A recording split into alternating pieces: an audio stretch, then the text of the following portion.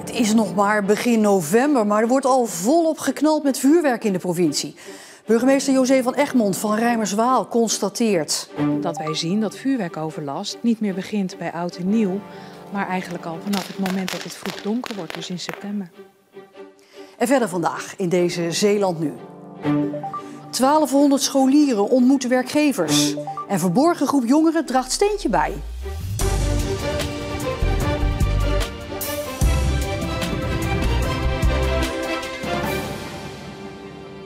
Goedenavond. Het duurt nog bijna 2 maanden, maar op sommige plaatsen lijkt het nu al 's avonds oud en nieuw.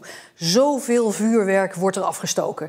Veel Zeeuwen, inwoners van Rijmerswaal op kop, storen zich daaraan en maken melding van de overlast bij de politie. En dat je dan niet de enige bent die melding maakt, dat blijkt wel uit het keuzemenu als je de politie belt. Nou, we gaan richting het einde van het jaar en dat betekent dat er weer massaal meldingen binnenkomen van vuurwerkoverlast in de provincie. Dat kun je melden bij de politie, maar ook bij de gemeente. Bel je de politie, dan krijg je dit tegenwoordig te horen. Belt u in verband met overlast van vuurwerk, kies 1. In alle andere gevallen, blijf aan de lijn. Nou, dit geeft wel aan hoe druk de politie het op dit moment heeft met al die meldingen over vuurwerkoverlast. Veel van de meldingen van vuurwerkoverlast bij de politie komen binnen uit de gemeente Rijmerswaal.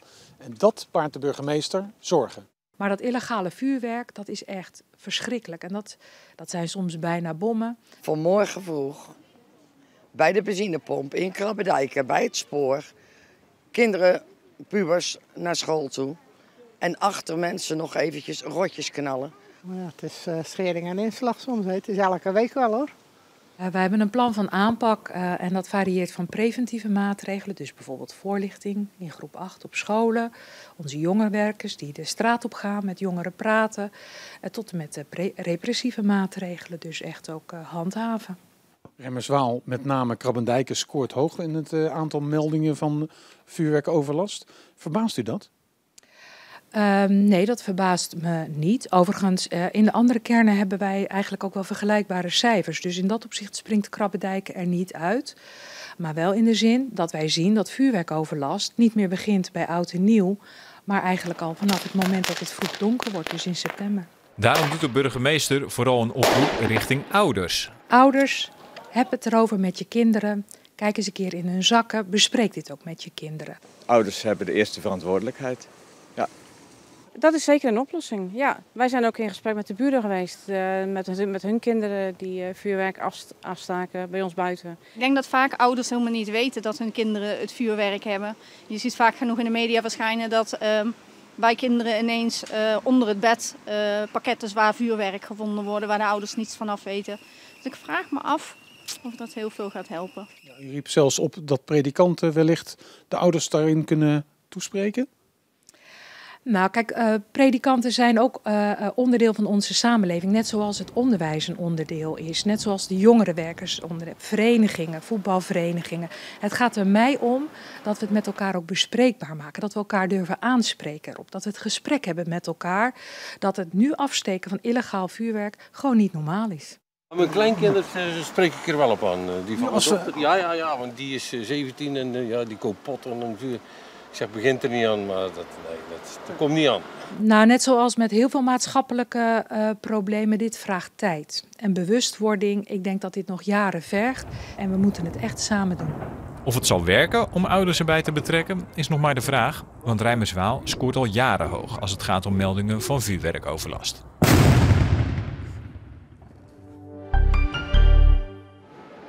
Vier vermoedelijke drugsuithalers zijn afgelopen nacht opgepakt in de haven van Vlissingen-Oost. 3 verdachten werden meteen opgepakt en vastgezet en de 4e verdachte werd ernstig gewond aangetroffen op het haventerrein. Vermoedelijk omdat hij van grote hoogte is gevallen, zegt de politie.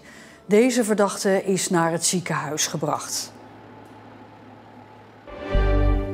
Een 64-jarige man krijgt van de politierechter 60 jaar taakstraf en een maand cel voorwaardelijk voor bommeldingen bij Zeelandia in Zierikzee.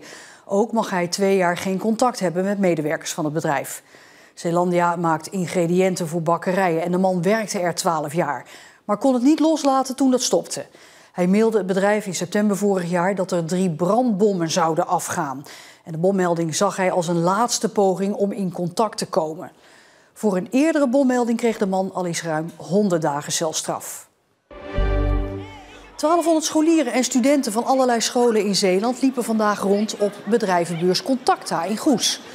Ze moeten straks allemaal een vervolgopleiding of een beroep kiezen. En sommigen weten het al, maar anderen twijfelen nog. Ja, ik heb eigenlijk nog echt geen idee. Profvoetbalster. Journalist of automonteur? Ik wil gewoon aan de ene kant wel gewoon horeca, maar aan de andere kant ook wel gewoon een beetje de zorg in en zo. Vond je het leuk hier zo? Ja, op zich wel. Je weet nu wel gewoon meer wat je later wil worden en zo. Dus het is best wel gewoon veel informatie dat je meekrijgt op één dag.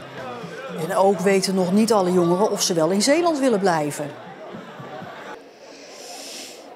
Ja, als het op voetbal neerkomt, als het lukt allemaal, dan niet. Maar ja, ik zie het allemaal wel hoe het uitloopt en zo.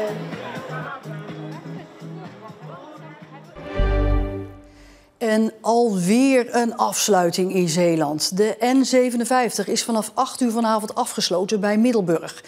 Dat duurt tot maandagmorgen 6 uur. Reden is dat er werkzaamheden zijn in het Dampoort-aquaduct. Technische installaties worden daar vervangen. Rijkswaterstaat waarschuwt voor grote verkeershinder, vooral in de ochtend en in de avondspits.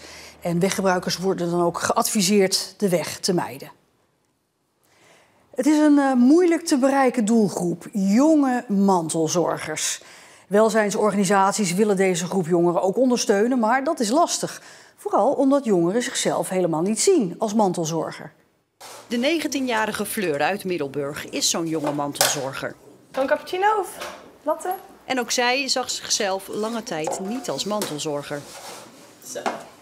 De term is ook niet heel bekend bij veel mensen. En zeker niet als je gewoon in een gezinssituatie gewoon al geboren bent. En verder niet over hebt gehad ooit met iemand van nou, hè, wat is je mantelzorger en wat doe jij nou eigenlijk voor je zus? Ja, daar heb ik het eigenlijk nooit over met iemand. Het is gewoon normaal eigenlijk. De zus van Fleur heeft een aangeboren spierziekte. Fleur weet niet beter dan dat ze haar zo nu en dan moet helpen.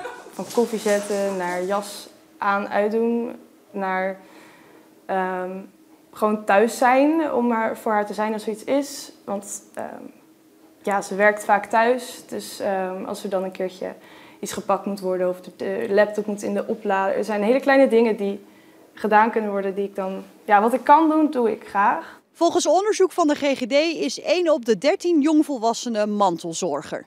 En ook al is de groep moeilijk te bereiken, welzijnsorganisaties vinden dat wel belangrijk. Je ziet soms bij jongeren dat de balans een beetje zoek raakt tussen vrije tijd, vrienden, school, maar ook de zorgtaken die ze hebben.